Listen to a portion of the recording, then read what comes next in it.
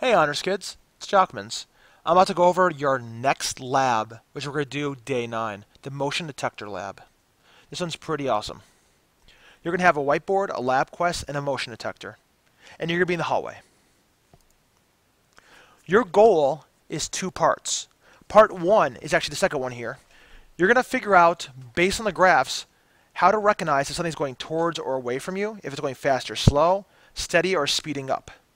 You're going to have a bunch of different walks to do in the hallway where you are the target. And then you're going to have to see and analyze them using the slopes that we talk about in class or those equations we used and figure out the acceleration for a small part of it. The second part of the class is going to be using what's inside this little device you're going to get. They're going to give you some graphs to match up. Sometimes their position, sometimes their velocity. And you have to figure out how you should move in order to make the graph. And then you're going to try it out and see how close you were, and then retry and retry. The major output of this is in your lab notebooks. You're going to have a bunch of graphs and a bunch of written descriptions on your walks. So it's going to be a very writing lab, not so much a math lab this time. Your equipment involves this. It's called a Lab Quest. It's awesome. So are you. It is like a handheld version of awesome. What it involves is kind of like a touch screen, quick analyzing situation. You can see right here there's a temperature probe. It's got temperature on it. Instead we're going to have this, position and velocity. So when you press a little button, this little play button down here, and everything's plugged in correctly like the lab will show you, it will start taking data. And it's going to register what's in front of it. You can see right here for this position graph, each little circle is a moment in time. So it takes it very quickly. But you only have about 3 or 4 seconds to do stuff with. So you don't want to be too quick because if you have like 2 or 3 data points for your motion, that's not enough to actually do a good graph of. So you have to play around it for about 5 minutes or so in the hallway. It's kind of like pressing it, running it back and forth, see what happens. You can see here something you'll do later is you're actually going to take a slope of velocity. What you wrote down last time, slope of velocity is acceleration. So this is how you find the acceleration through the curve fit function. Besides the lab quest, you're going to have this called a motion detector. It's awesome. It's got gold foil in the front, and it's the same principle behind all those speed cameras all over Baltimore County.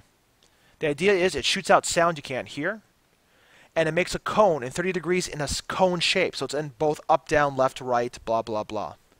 When the sound hits something, let's say a person right here, it bounces back, and it measures how long it's been since it came out and bounced back, and it calculates displacement and velocity based on it. Really neat. There are a couple bad things with it, though.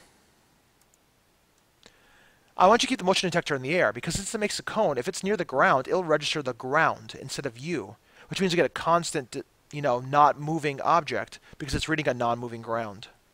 And if you're getting weird values, you might be too close. The lab will say, don't be within 30 centimeters. You might be too far. Don't be more than 18 feet away, but probably a lot less. Because if you're 18 feet away, and there's something else in the way, it'll register that because it's closer than you. So you're going to be kind of in the center of the hallway, either holding this motion detector steady under their hands, or like bringing out a chair and putting it on top of a chair, and angling it.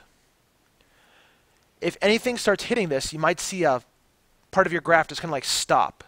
Like, the position may stay steady at like 1.5 meters away, which means something at 1.5 meters, maybe an open door, maybe a locker. It's not moving, and it registers that as a steady displacement rather than you. So in your lab notebook, you're doing a lot of different stuff here.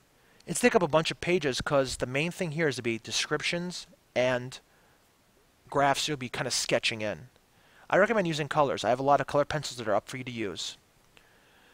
This will not be a very mathy lab. Instead it'll be, here are the graphs, here's what we did, here's what it represents, and here's the explanation using phrases like positive, negative, accelerating, slowing down, constant velocity, speeding up, away, towards, etc., etc. At the end of this lab experience, if you are a lot better at being able to graph and recognize graphs, then I consider it a success. If you don't have your lab notebooks back, you're going to be getting them that day. Other than that, that's your process. You'll be getting a little bit of homework as well. Check the site underneath this. Have yourself a great, great day.